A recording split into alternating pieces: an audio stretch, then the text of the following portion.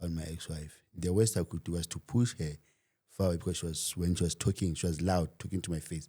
I would just push her. That was one thing that happened once. My mom will never leave me because I remember when I was in the accident, she's the one who actually took care of me. And I don't want to see a woman in my life, And that made me to be unloving to women. Even if I want relationships, I'll date you for 3 months and then you are boring me, I leave you.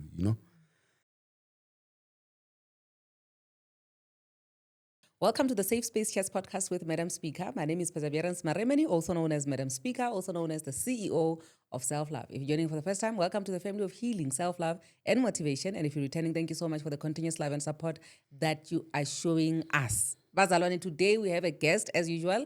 Our guest is going to introduce himself, and we'll go straight into the episode of today. My brother? How are you, Madam Speaker? I'm good, thanks. How are you? No, I'm very well. Please introduce yourself to the people at home. Okay, I'll be very short. My name is Mpho Tatu. That's my original name. Okay. But as I grow up, I get names along the street. I was called Cheese Boy, Hey. Kumkani, yeah. But now I recently go as Ubaba, my daughter, Okay. because I have a daughter now. Wow. Yeah, so So what's going to happen when you have a son? well, I don't know. You'll change to another one. Yeah, I don't know at that time. Okay. I'll cross the bridge when I reach it. Okay. Yeah. Yeah, so you wrote to us that you tried so many times to get a hold of us. Yeah, no, I did. Yeah, but at long last you are here. Thank you. Yeah, so please do share the story with us. Okay. Let me start maybe from where it starts. When I grew up, actually, we are 3 at home, 3 boys. I'm the second child. Okay. And then we were raised by a single mom. And I grew up as a happy child. I'm from humble beginnings. We go to school, all those kind of things, finish matric. But due to maybe disadvantaged background, you don't even think about furthering your studies.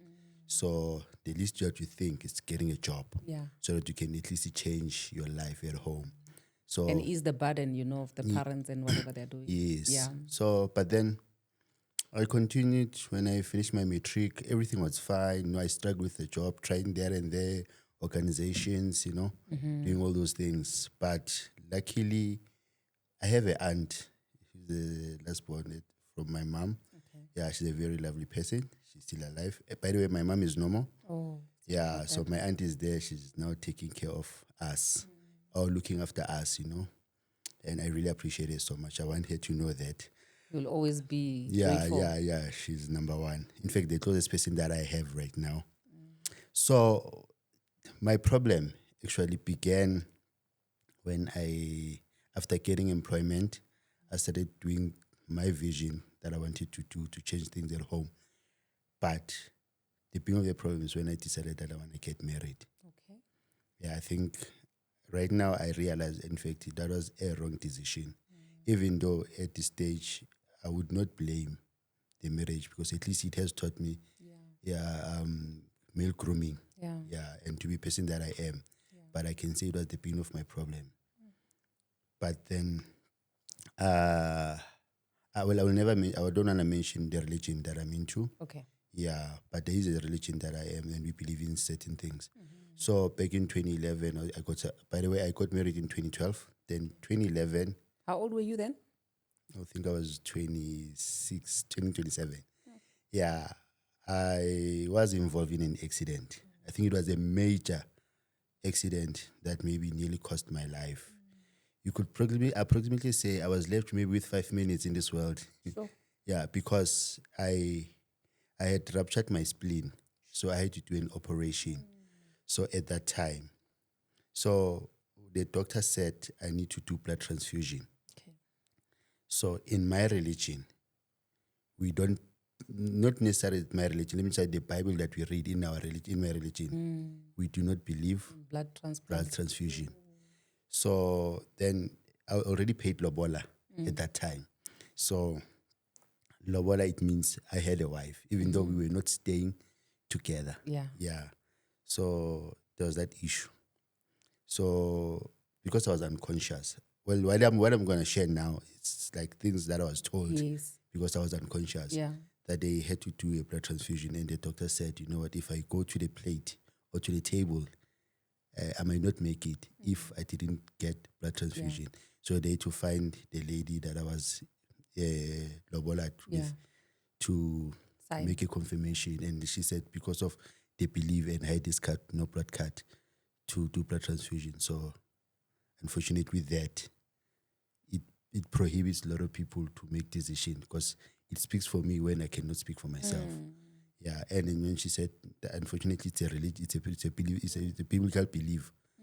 So in my family they read it a different way, as if now maybe the lady wants me to pass away or to die.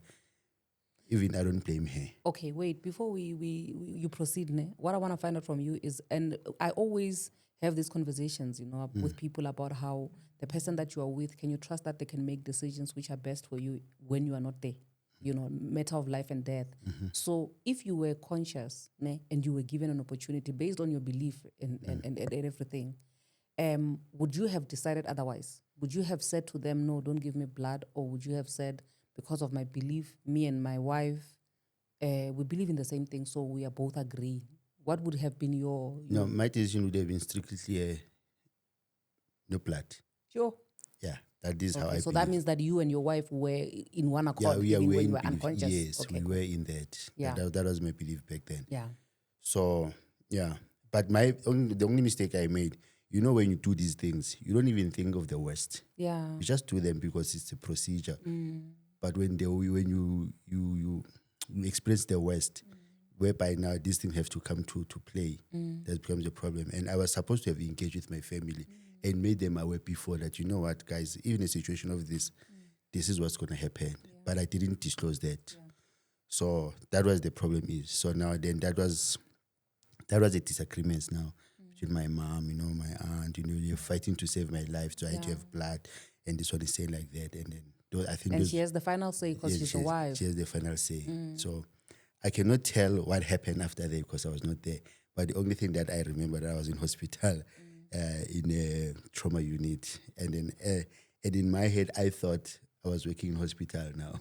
So, and then they decided to say because of the way the level of the accident that I experienced, I think I had some scratches in my brain. So it made me like, I lose it at some point. Yeah. So and then they later said to me, I think there was this psychologist who came to hospital. They said I gave her a very hot clap. I don't know for what. Yeah. And then now there was this commotion that was happening whereby I think I must be transferred to Stekfontein because I'm not proper in my head, And then my aunt said, no, rather, let's take him home, maybe to be familiar to the surroundings, probably come back. Yeah. But already the problem began at that time, whereby my ex-wife said, she's an ex by now, by the way, sorry, no blood transfusion. So that was the final decision. So basically, even when you were going to the theater and all that stuff, you never got any blood because of the decision that you made? I cannot confirm. Okay. But I would assume. So you made it out by yourself?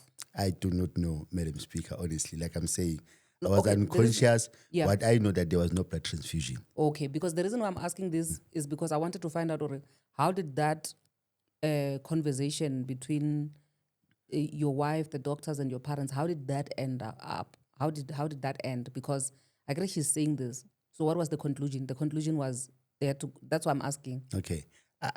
From the way it looks, I think there was no blood transfusion. Okay. That's what I couldn't confirm because but then I was it left a mark in the hearts to say this one wants our son to die. Yes, that left a big mark. Yes. But because I'm a lover for love, with all those disagreements, because I do not really perform a lot of rituals or a lot of things, traditional things. So remember, in this religion, I'm the only one who's part of the religion. So I excluded myself in a lot of things. Then, yet I continued to marry my wife back then.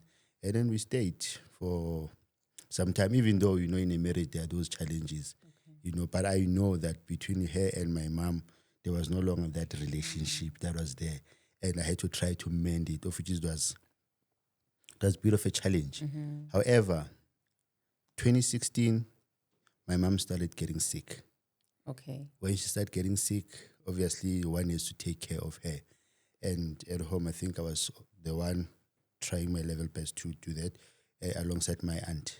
Okay, I think before we get to the part where your mom gets sick, I just want us to go back a bit to the part where you said that your aunt said, or your parents said that they must take you out of the hospital and take you home after the accident to see how you are going to. So what happened after that before we get to your mom's? No, I went home. Okay. And then I was even, maybe I think they took me from, I think it was Tuesday. By Saturday, at least I was in a better condition because I was familiar to the people, even though I had a lack of speech. Okay. Yeah, but I was better. I think I healed better and faster. Yeah, I think that's what happened. Yeah. And then life continued, even though I was going to attend. I was an outpatient now, so yeah, I think it was fine. I think I healed better, even though I have a bigger operation in my stomach that shows that my spleen was removed, all those kind of things. And then now it's better. Then I could safely say I healed better. So everything went back to normal. Okay. And then I continued my life. Yeah. Then I married my wife. And then when life went through, and we stayed with those challenges and now try to mend the relationships between my wife and my mother, all those kind of things. And I stayed for some time not talking to my aunt because I think she was very upset with me, especially the decision that I made. Because you chose your wife. Because it I chose my seemed wife. like you chose your wife over them. It seemed like that, yeah. And I don't want to say that she didn't support what I did. It's just that she felt that I was still a bit sick. I was not 100% healed. And I rushed to marriage, all those kind of things. Yeah. I just that I understand it better now. Yeah. Not back then. Okay. Yeah. So then we continue with my life. Okay. Then, and you're saying that your mom got sick at some then point. my mom got sick then. Yeah, she got sick. Obviously, taking her to hospital, all those kind of things. 2017, then she got better. 2017, getting sick, doing that. It was a continuous thing until probably 2020 when COVID starts. She was now sick. So now my problem, or my biggest problem, was that she had to do an operation because she said here she had a lip cancer.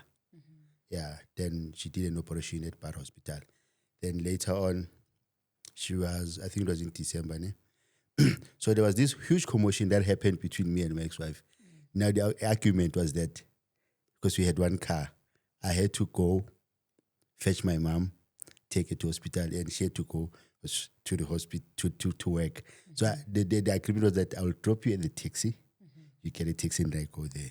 But in the morning, now we're having this argument. She wants me to drop her at work and I must fetch my mom. I said, no, but it cannot happen. She's working on the other side and my mom is on the other side. You know what I'm saying? So that was a big argument. And then my aunt and now my mom was calling my aunt and asking, where am I? Because I'm not coming. Because suppose, at Bar must get there in the morning. Yeah. So it was the huge argument. And then I think she called her mom and then she said, I'm beating her. So and then I got crossed and I took the phone and said, don't tell your mom that I'm beating you. Tell your mom that we are fighting. And my aunt calls. And I said, no, she refused with the car keys, this one. The man said, you know what, calm down, guys. You know what you need to do? Go get your mom together and go drop her work. And then later come to my house. We have to sit down and talk about this. And then that's what happened. I went to fetch my mom and fetch her mother. And so that you can have a family meeting. Yeah, it didn't be a family meeting. And then, she didn't go to work on that day. And then we went to my aunt. That was 2019. I think it was 7 years all we've been married. And then we started now. Then my uncle, Ubaba Mncane wami, came later. At least they became to mediate the situation, Yeah, and then they started talking. Now this one is also addressing the challenges that you're having in a marriage. I also have my challenges, but I didn't want to address those challenges. I think the bigger problem was the one that happened in the morning of my mom getting sick, because it frustrates you, because the mom is the only person that I know. So I had to make sure that I do my best to make sure she gets help or she gets the medical attention that she needs. And my aunt said one thing to me, said, you know what, Mpho, do everything that you can do for your mom while she's still alive. Yeah. You understand? So that whenever things happen, you must never regret. You know what I'm saying? Yeah. I don't want to sideline my two brothers. My other younger brother was working at military. He was now in Bloemfontein. At least he was assisting financial. My older brother was working at the taxis. So, but Everybody was just trying to make ends meet. but I was the one who was just more focused Yeah. on my mom because I had to be flexible with my work. Sorry to cut you, Mpho, but I just want to ask you, when it comes to now, in hindsight, when you're looking at everything that has happened and everything that you've been through, when it comes to your mom and your wife, I always see challenges on social media where people are saying, who would you save between your wife and your mom if you had to save one and all that stuff? But based on your experience of seeing these people who were rivals, all because of you, because, like you explained how the whole thing started. What would you say, to somebody who right now has a problem? They're married, they've got a wife and they've got a mom, and these two people don't get along and they're giving him a headache right now. What would you say would be the best thing to do? I believe blood is thicker than water. Okay. Your mom will never leave you, no matter what. But your wife can leave you. So the best way to do is to save your mom. So meaning that if you have a wife and your mom are not getting along, then that means that at some point you will have to leave your wife to be with your mom. The reason why I'm saying that, it's an experience that I've come from. Okay. My mom will never leave me because I remember when I was in the accident, she's the one who actually took care of me. But Maga, when you go to the toilet to help yourself with number 2, and because at that time I was still retarded, so she's the one who came for me at my age. Can you imagine? So that's when I knew my mom will never leave me. Even 2019, when we had that commotion, my mom said one thing for sure, because everything that happened in 2011, I was unconscious. I was not there. But she felt that now, my wife, she's treating me bad because of her. She's angry at her. Then my mama said, you know what, this is my son. And I'm not going to allow you or anyone who would treat my son like this. And that meeting collapsed. It never even got to be finished because of that smaller incident. You understand? And remember, we're the one who came with my mom and her mom. And then so my aunt had to make a plan to say, they take out their cars that will take my mom home and the mother of my ex-wife. And then we had to go our separate ways. Okay. Now when it comes to the issue of family meetings, I mean, many of us have got our different opinions and experiences when it comes to family meetings before a relationship comes to an end, or maybe it can't even survive. But what is your personal opinion about family meetings for married people? I think the idea of the family meeting is one thing for sure. It's in the family meeting, the idea should be one, or the goal should be one. It's not to win the conversation or who's right, but it's to make sure you win each other in whatever conversation that you are having. Yeah. Because once you can have that mentality, I'm right, then that thing, it will never take you anywhere. But even if whoever is wrong or is right, but at the end of the day, as long as you guys are together, are able to say whether I'm right or I'm wrong, but because we are together, we need to stand by each other. That's the best thing. So in the meeting, that's the idea that you need to have. So you are for family meetings? Yeah, I am. Trust me, I am for a family meeting. And I will tell you why, as we are continuing this conversation, I will tell you why I'm for a family meeting. Okay. And it was a mistake that I made because I did things on my own without even involving family. I think if my family was involved from the onset, I don't think I would be a divorcee today. I don't think I would have experienced mental health issues. You understand? Yeah. But then, after that 2019 meeting collapsed, everything went well. So we had to try to talk to my mom to, try and fix the situation. Yeah. But she did an operation, and then at some point, she did an operation after that meeting. So to remove the cancer, they said she had that lip cancer. So the mistake that happened was that when they removed it, they didn't remove it altogether. You understand? 2020, she was nerved to go take her for an operation so that they can take her lips back in order to be like ours. Then COVID struck. So they said, no, these operations are not emergent. They only do emergency one. Then you'll just have to look at the news and see how COVID goes. I think that was the biggest mistake because the cancer had to spread in her body. And by the time I was taking her to the hospital, I think the cancer was all over the body. And then she was then later admitted. Now they told us that she needs to go for a radiology. So radiology in these public hospitals, it takes forever. And then they said they will transfer you from Bara to Charlotte McLeod, Joburg Gen, to do that. Yeah. Okay, fine. So now, and then with my ex-wife, we then moved, bought another house. You know, it was nice.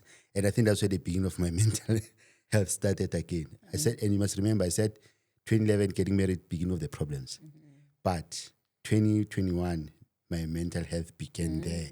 To realize actually I have a mental situation. Was that when we bought a house, and I didn't stay long in that house. So there was a situation whereby at Charlotte McLeod, they gave us a date for radiation. Yeah. And when we moved into a house, 2021, in the 1st of August, that's when we moved into that house. It's house of our dreams. And then my aunt came first to see the house. She was like proud of us, you know what I'm saying? Proud of me. I think I had tears on that. And she said, you must bring your mom to see the house. But I knew with my ex-wife it's not going to be possible. You know what I'm saying? That's what I knew. It's not going to be possible. Because I remember these are people are rivals. So your ex-wife was also very vocal about the fact that she does not like your mom. Yeah. It was a mutual feeling between the two of them. Yeah. I know. Okay. Yeah. It was even clear. No pretense. Yeah. So the sad part that really affected me much, I've seen when my mom got sick. I've seen her. But 2021, I think on the date, then I made a suggestion to say, you know what, because we're staying in Rand West, my mom stays in Porky next to the Val. Joburg Jen is up on the outside. For financial constraint, for me to go to from Randfontein to Porky to it's costly like that. And then they said radiation, it will take up, she needs to do it like 3 times a week when they were giving us instruction as soon as she gets a date. So now I'm suggesting, so I wish that maybe my mom could use the other bedroom, you know, so that at least I must not travel like that. So that she can be closer. Yeah, she didn't say no, but her facial expression said it.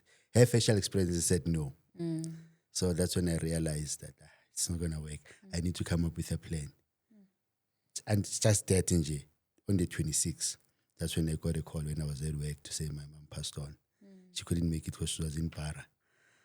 Yeah, I think that changed. I think everything collapsed for me. Like every woman, my apologies to the rest of the women in the world, but I realized that I wish I could have done more if I had support.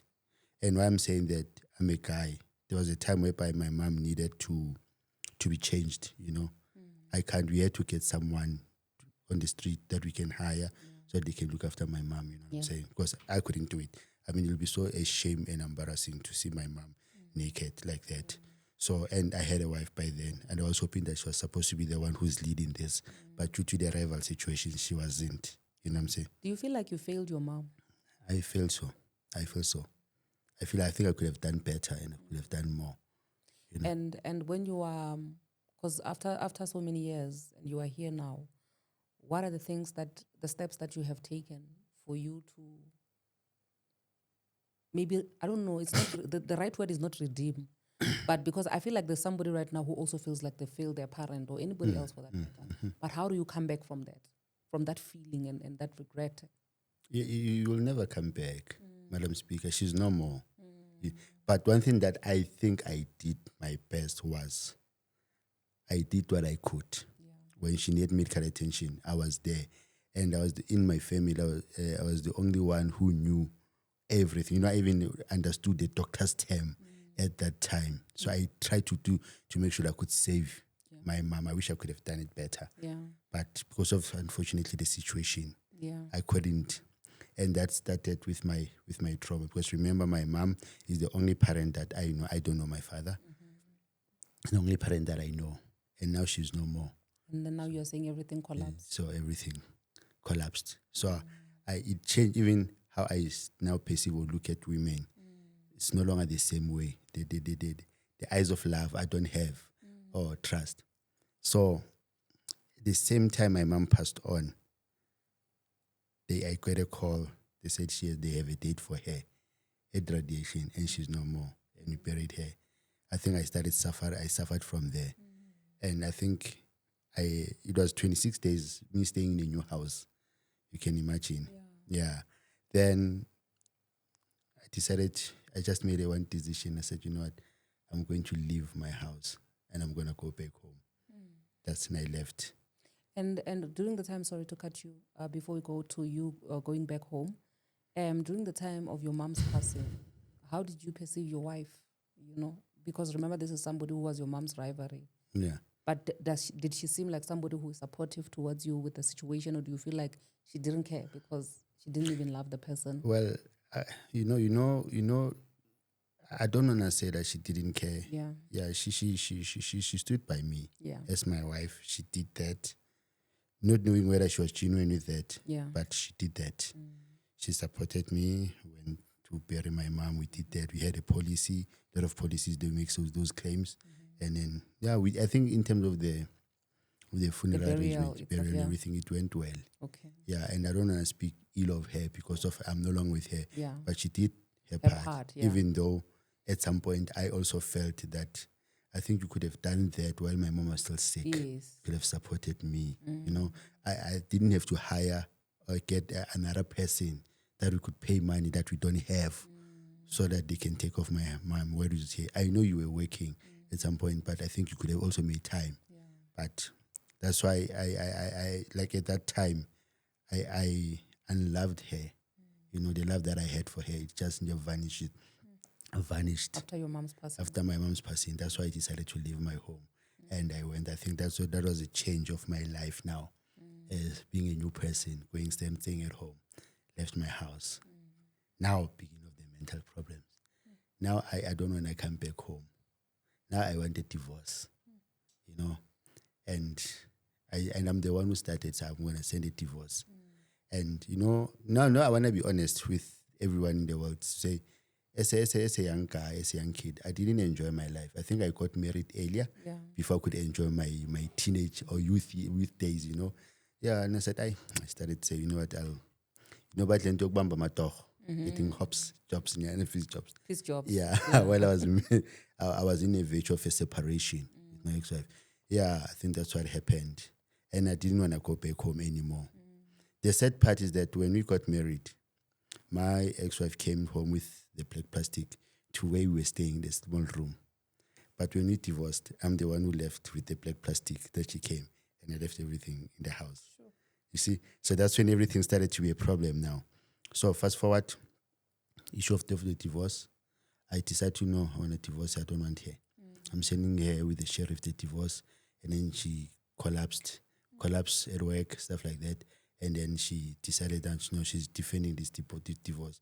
And then we sat at home and we discussed. So you know what? Yes, you and I can no longer get along. So the least that we could do is just leave each other in peace, you know. And then we wrote a settlement agreement that we'll take this, you'll take this. No one takes anyone's pension fund. Yeah, and then that's the agreement. Then we put it in writing. I go type it. She wrote, I typed it, and then we take it to make it out of the court. Then from there I left. I went to stay home, and then we'll wait for the process of the divorce. I just got a letter from her attorney now saying the agreement that we made, we're gonna have to change it. So you must get my pension fund. I must get a pension fund. And remember, I'm the one who worked the longest, and she just worked for a few years. And then, you know, I think that's why I'm also encouraging people to, when you are fight, be mindful of what you say and words that you say when you are angry or upset. Because I remember we were arguing. I said to her, you know, when you touch my pension fund, I will put a bullet in your head. You know me saying that, I was saying because I was angry. But because she recorded me, and she used it to her advantage. That's when it caused problems, because later she played the recording to her attorney. So I was perceived as a violent person now. Even once, I've never laid a hand on my ex-wife. The worst I could do was to push her forward, because when she was talking, she was loud, talking to my face. I would just push her. That was one thing that happened once, back in 2019. But then, and then realizing that how the law, the attorney saying they're changing everything, she must have my pension fund and everything. And I was like, no. You know, the divorce that I put, I decided to go to court and withdraw it. When I withdraw it, so that at least let's sit down and talk again. Understand? Yeah. And then remember now, there's money that needs the cost to be paid to the attorneys. Now that lawyer is now charging me a certain amount to say I stressed her client and whatever. And I said, I refuse to say I'm not going to pay because I didn't hire a lawyer. You understand? Yeah. So then she decided that she will continue the divorce. She needs that money. You know what I'm saying? Yeah. And then what she did with her lawyer, they cooked a story to say, because I said they put it in the head, they now said I have a gun. You know, I have a gun. So they are taking me to a domestic violence court with a settlement. Now I had a choice. Do I agree to the settlement or do I go to court? Two things. You know, come to think of it, I've never beat this woman. Why would she lie like this? And then she sent the sheriffs there by my work. They are calling me. They're telling me that, no, they want to send me with their restraining order. I thought, okay, it's a restraining order because I left the house. I must, because they said they threatened me. They said I threatened her. So I must not go to the house. So they send me a restraining order in the very same own house that I'm paying, you know. So I've signed the restraining order. But before me signing, when I meet these guys, they come at my work. I thought it's just, and there was one person in the car. And then they just wanted a gun from me and I had no gun. You understand? Like in 2 minutes' time, I only see 5 people now on top of me. Now they put the handcuffs. I think that's what caused me more trauma in my life. To say, well, I'm saying, why are they doing like this? Now, for me to say I don't have a gun, I'm now starting to cry because I'm a very emotional person. I just cry. Why? I don't have a gun. They're calling a lawyer. They said the lawyer said, no. The lawyer said, this guy has got a gun. He got it from his brother. That's my older brother. Remember my brother at some point in his life, he was incarcerated back in 2009 for his own things. That has nothing to do with this. So now, when they cooked the story, they said I got the gun from my brother before he was arrested. It seems like as if by the time my brother was arrested, he gave me a gun, of which there was nothing like that. You see? And then now my aunt was calling me. Luckily, I had a smartwatch, you know, this smartwatch with the phone. They took the phone when they took me to the police station. And then I had to press my smartwatch to answer my aunt. And it was my aunt was just checking on me and then I was crying. I'm telling her I'm at the police station. I'm going to be arrested. They said I have a gun. Can you please talk to the lady so that she can tell these people that I don't have a gun? And they said the gun is into my brother. Now she's involving my brother. And my brother had nothing to do with us. You know what I'm saying? So then my aunt spoke to her and then they had to go fetch her. And they had to come and she had to convince her, no, he doesn't have a gun. What he had, it was a toy gun. And of course, it was a toy gun that we had back in the days that I got it from the grounds when we were still playing, you know. Yeah. So she confirmed that. That's the only time they released me. But that caused me trauma. And then they said, no, it's either I'm going to sign the agreement or I'm going to a domestic violence court. You understand? Now it's a trauma of the gun, now court. And my aunt said to me, exactly what she's asking me, what do you want? I said, you know what? I want this woman out of my life. Let her take everything that she wants. Was I happy to say that? No. That was my heart and work. But because of this trauma that I'm going through, I had to let go. I just lost my mom not so long ago. Now I'm going through this. So let's do it. I just signed and gave them like everything, Madam Speaker, even half of my pension. You know what I'm saying? I said, okay, it's fine. I will claim whatever that I need to claim from her. So she wanted the house, she wanted the car. So I left with anything. I left with just those plastics. And then unfortunately, because of the way we were staying, it was more of the suburb area. So she couldn't afford both of it. Because now when I'm saying I'm no longer paying the house. That means it's her responsibility. It's her responsibility. Now she decided, no, it's either she sells the car or I take it. And I decided, no, I'll take the car. I then took the car. And I started my life. Now I became angry, Madam Speaker, because I'm going through this thing. I'm studying at the same time.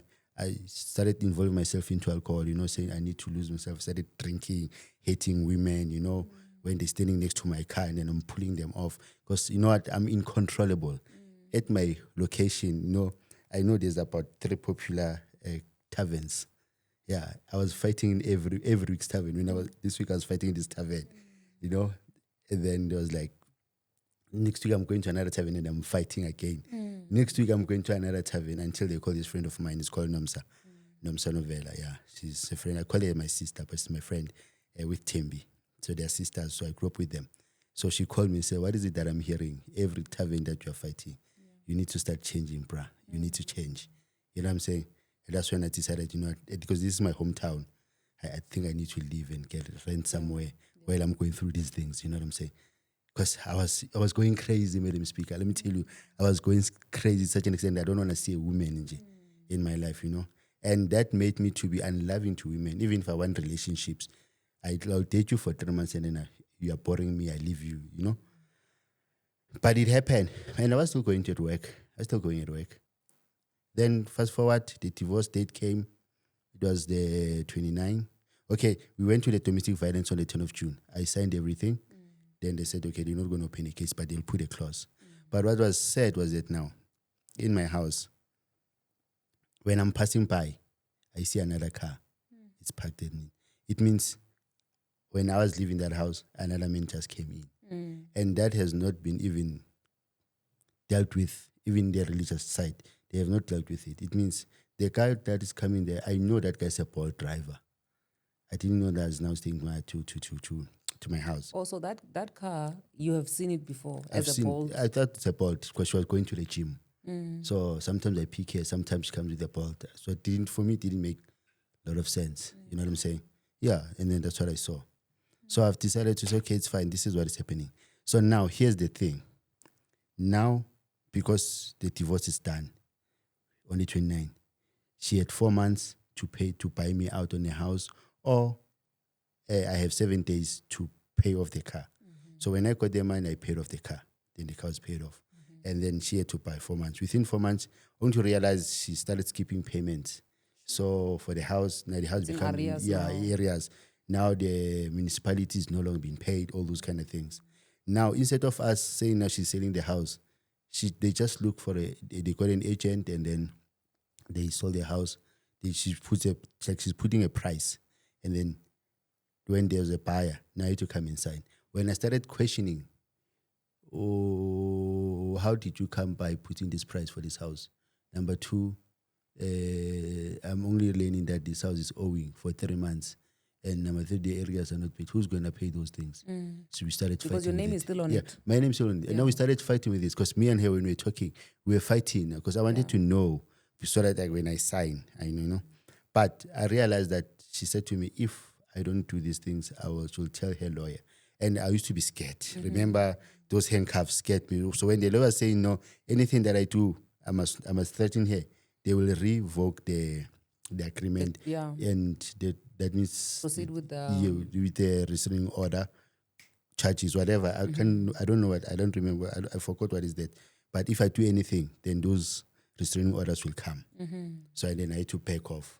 And then, unfortunately, during selling the house, now what happened, Madam Speaker, I met someone else at that time who was in a relationship, and then she's the mother of my child now. She was now asking me that, why are you rushing so fast to buy another house? What is it that you want to achieve? I said, no, I'm realizing that I'm going to have a child, and I don't want to have a child without a home. So whatever I'm doing, I'm going to do it for my child, for this home. So you and your ex-wife, you didn't have kids in the marriage? No, we didn't have kids, and we were married for 10 years though. Yeah. So then, while I was buying this house, they did approve me, but they could not register this new house, because I still have an older house, and due to affordability. So that house, it has to be sold. But now it's a problem because it's owing that house. And also because he had not kept it for long. Obviously, it has not even made that much. Does not even make if you money. sell it, it's still going to be... It's a problem. There still has to be money that has to be paid from the pockets. Shortfall. Yeah, it's going to be that shortfall. Yes. Yeah. So now there's that thing, and then now remember, I'm stressed now with these things. But I'm acting as if I'm okay. At work, they used to know me. I used to dye my hair to be blonde, sometimes purple every week, So it was like crazy. At work, I had to put my straight face as if everything is normal. But I was going through a lot. But so now the thing is, she's saying to me, I remember when I was speaking to her for the last time, do we have a buyer and everything else? And luckily, God is amazing. The agents that I bought a house from are the very same agent I did ask them to assist the agent that she found to sell the house. And luckily, they're the one who found a buyer.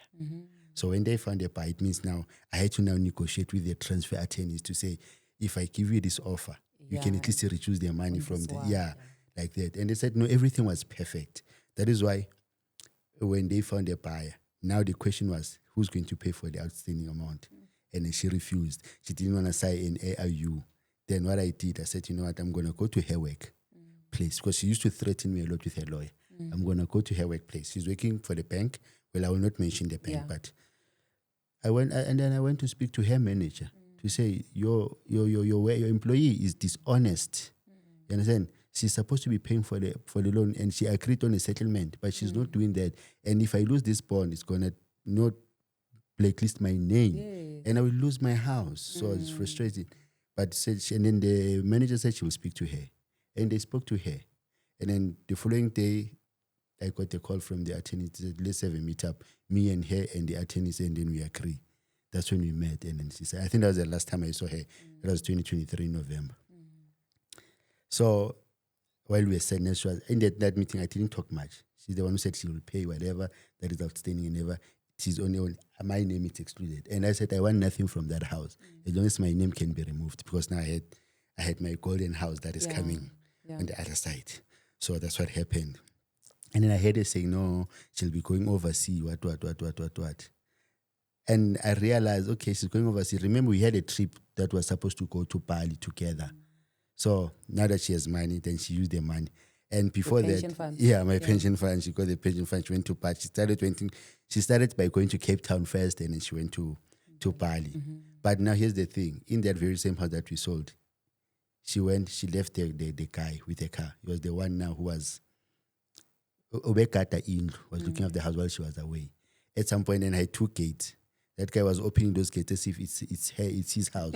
And I remember I was passing by. I was like, yo. Maranawe, why were you passing that house? No, because I was staying in that area. Oh, okay. So you had to pass there. Yeah, I have to pass there. Yeah. And then now, and I remember at some point in the argument, I was asking, why are you not saying your boyfriend must pay for this house? And he said, hey, ufunani kwe love life yamwen. And she's calling my aunt. Hey, no. And I told my aunt, no, she's just telling you that I'm asking about the boyfriend. We are arguing, why is she not paying for the bond? Because it's affecting me.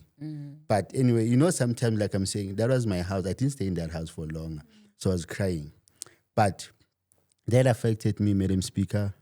That is why I said I'm a survivor of a mental health, because I didn't realize at the time everything that I was doing, it was actually men has mental health situations that we do not admit. That is why I want to use this platform now to educate other men about mental health. It's real, and you need to do something about it. It's important.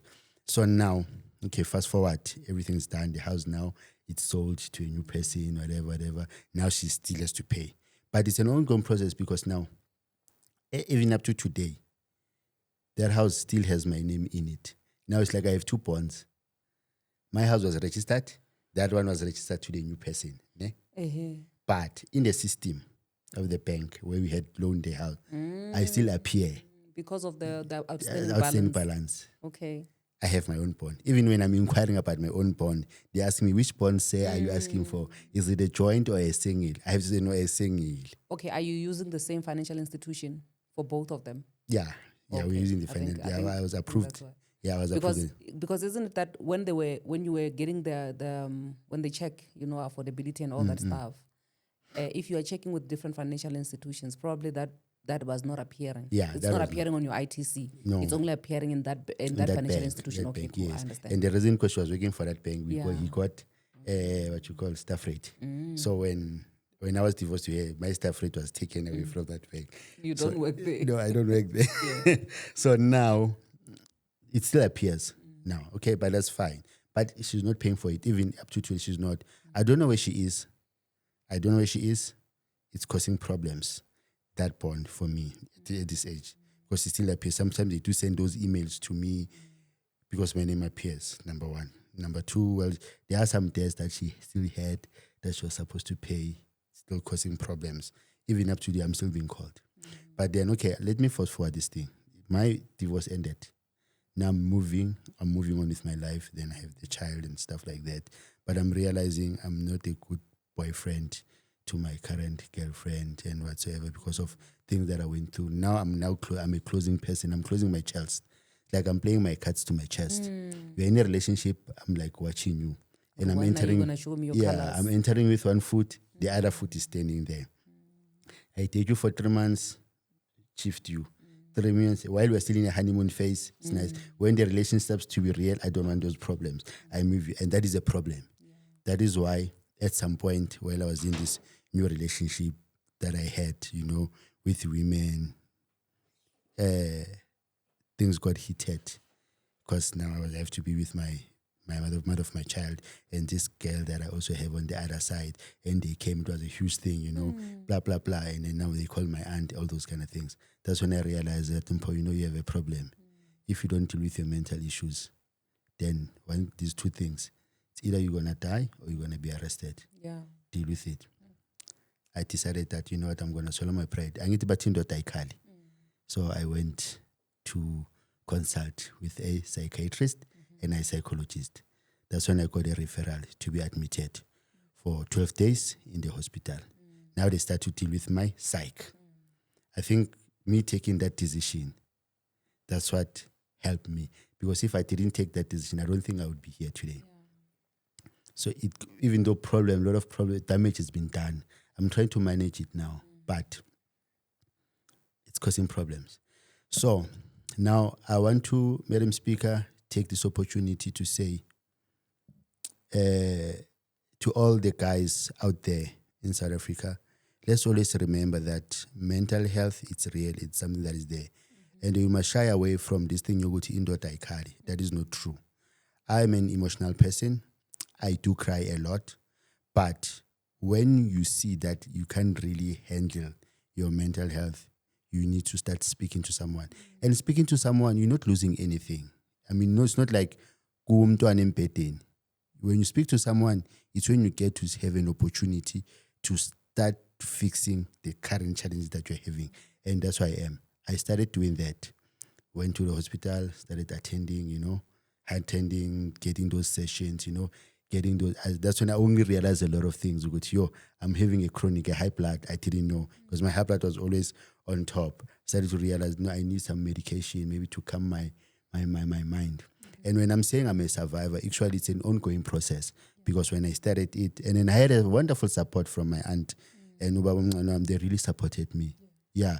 Abazange, but abanye abantu bangathi umoshile. So you're supposed to be thrown in the bin. And if family yakho ikujikele. One thing for sure ukuthi ngeke uzumjikele umntanakho. You understand? You'll try by level best ukuthi umsize. Just because my aunt is not shouting me in front of everyone, it doesn't mean that she doesn't shout me. Yeah. She calls me into order several times. So she had to support me through this journey.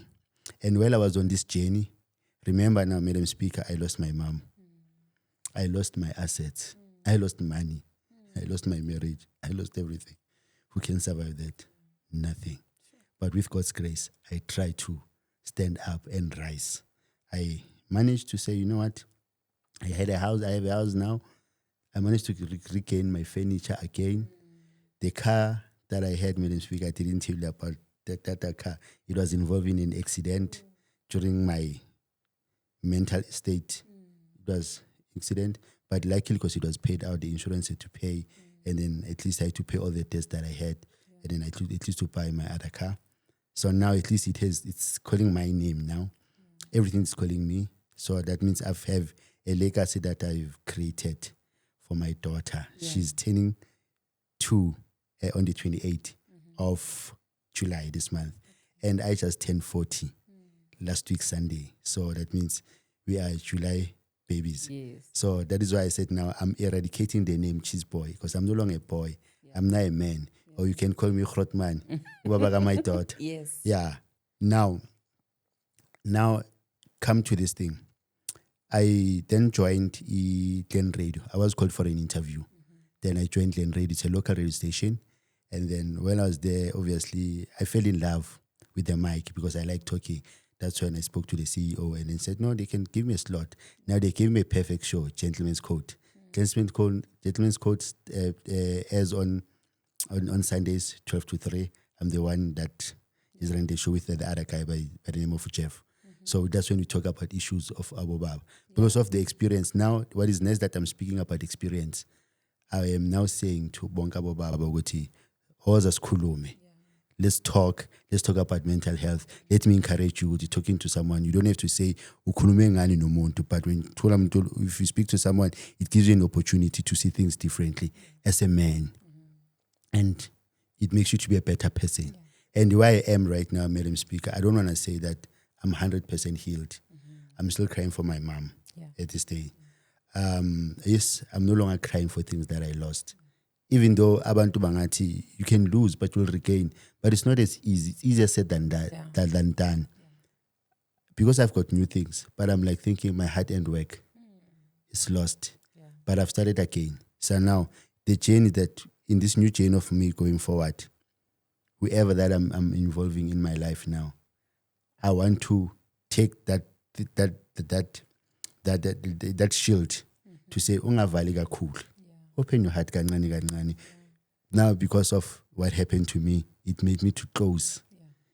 It's chest but I'm saying let's open our chest. Let's be normal, be open, and then get to know other people and just hope for the best in life. Even though you don't want to be hit by a bus twice. So I'm scared of marriage, but I do love it so much. I don't believe in maslalisane, makipita. I don't believe in that. I believe that you must be a content person, a committed one. I don't know if I'm ready for that, but yes, I do want to have a relationship, a proper one. So my mental strength is on a better stage. Sometimes it's high. Sometimes, because with my child now, I think there's a new chapter now where I'm fighting for my child, because me and the mother of my child, we don't see things eye to eye, even though I don't want to go much on it. But I'm having those kind of challenges that I'm still trying to manage them the proper way, because I believe that I don't want the child to be like me. I want my child to know Babu Corner and then give you the best support, because everything that I'm doing now, I'm doing for her. And that is why I took a decision that I need mental health, so that I must, but you must cup lako, so that you give your child. You cannot give from an empty cup. So that's what I'm doing now. And I want every man to always do that, to say, guys, when you talk no more, to talk to my psychologist, to check your mental instability and admit or submit yourself to say, you know what, I have a problem, and then let me get help. And once you get help, then you become a better person. Now, to all men in South Africa or in the world, they must always know Uguti, issues that have to, mental health can destroy your life. I have my younger brother that I told about Uguti. He was working in the army. He's no longer working because of his mental health. He's now having a bipolar. And bipolar led her believe Uguti, he's the richest guy. Everybody owes him millions. And he left the army. He's at home now. He has nothing. You know what I'm saying? And because of that, it affected him, but he never wanted to admit. Because if he did, he was going to get help. But they did try to assist her in the army, but he thought he was too smart than them, and he left. I don't know. I won't tell what really happened in the army, but what I can say is that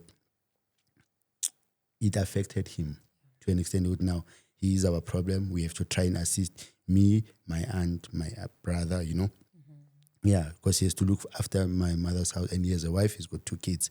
So if he managed to attend to the health situation, he would have done better. I think he would have still be working. So if I've attended the medical health quicker, that is why I'm still here and I'm a better person. But if you don't, then you'll have a problem and you will collapse. So that is why now I want to use this platform to teach, because even the platform that I am, the radio one, we are doing that.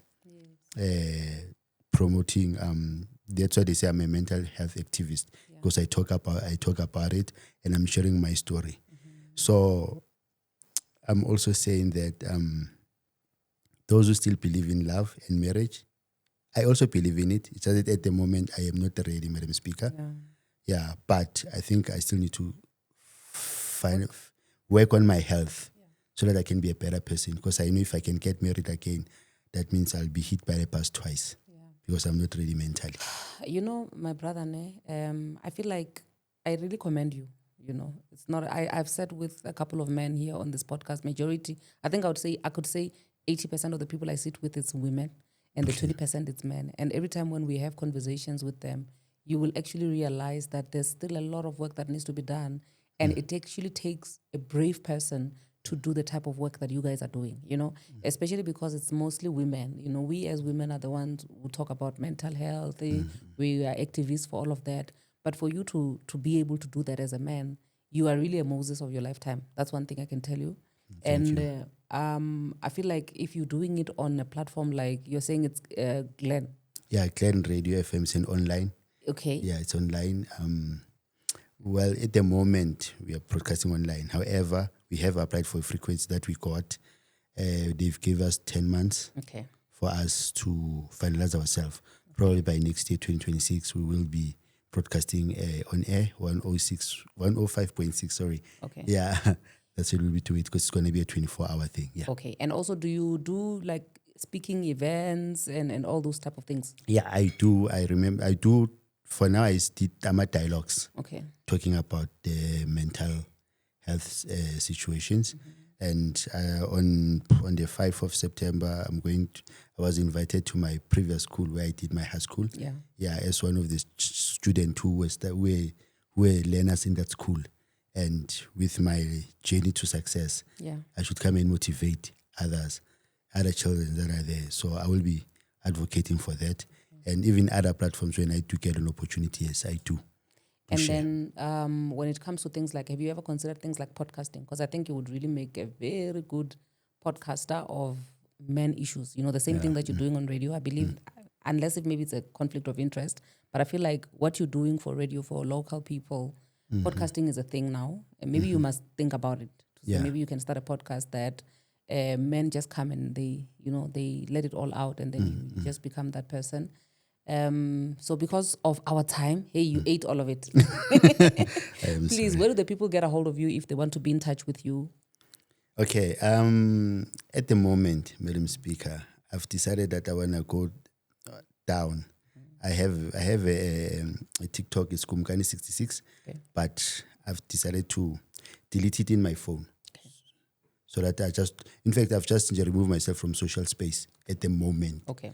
But maybe after some months, I'll go back. Okay. But it's Kumkani66. That's my TikTok. Yeah, TikTok account. And then my Facebook is Cheeseboy Kumkani. Okay. Yeah, that's where they can get hold of me. Or I don't know if I should give out my business number. Okay, are you ready for that for now? I mean, business is business. And even if we're going through stuff, and I also said before I came in here, I'm going, but the show has to go on. Of course. So you think you're ready for them to reach out to you? No problem. Because it's something that I'm doing. Like I'm saying, I'm a mental health activist. So yes, you can call it out. Okay, my number is 066 477 4728. Yeah, they can only call me during the business hours, 8 to 5. And I know those ladies because now you are. they will be throwing in like a few words there to say, my brother, maybe we can make it work and all that stuff.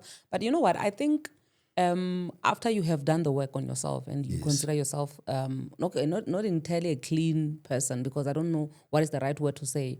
But once you've done the work, you become so selfish with yourself that you can't just go around giving yourself to anybody, So when it comes to you having piece jobs here and there, because you're not really investing emotionally and all that stuff, maybe that can work. But when it comes to you actually building literally building something, you would have to do it. You would have to be selfish with yourself so much that you would have to feel like the next person has to be deserving of having somebody like you who has actually done the work to heal and to be the person that you are. So, and I believe that once you get that person, you will know. You won't even have to feel like it's a bus that's coming. You will know for sure, and you will know if that person has also done the work. Yes, thank you for that. So is there anything else that you'd like to say in closing? Yeah, thank you for that. Yes, my last appointment with my psychiatrist, she did advise me that maybe at the moment I should just stay under the radar and just relax and be on myself, you know what I'm saying? Yeah. So that's what I'm saying. I've decided to delete the Facebook. In fact, I'm discreet with my life. I don't share it with anyone. That's why I'm not in the public space at the moment, because I am working on myself, because it's a long working journey that I want to achieve, because I want to be a better father to my daughter. So when the right person comes or when she is around, you know, She'll find you ready. yeah, Equipped. they'll find me ready and equipped. Yeah. Yeah. And lastly, what I wanted to share, guys, Uti, maybe let me just say thank you so much for giving me an opportunity. And this is an encouragement to all men out there.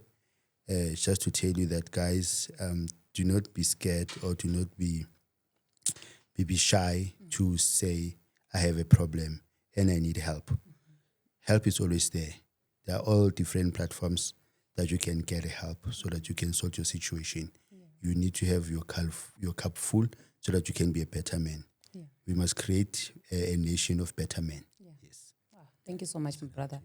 Bazalwane, at home, you've heard it for yourself. You know, if I know that majority of the people who follow us are women, but if you can just forward this maybe to your brother and also get other brothers to watch this so that they can be inspired. You know, I always say that there's something wrong, like off the record. This one, I hope it's not on the record, Bazalwane, even if you're watching it. When it comes to divorced men, I think they're more broken than women because they don't talk about it, and the way they go about it afterwards, it's really bad. So maybe if you can send this to your brother, they will be able to get that healing and they'll be able to fetch their lives, because majority of people, they never come back to themselves after they've gone through something like a divorce or just in general, you know, taking care of your mental well-being.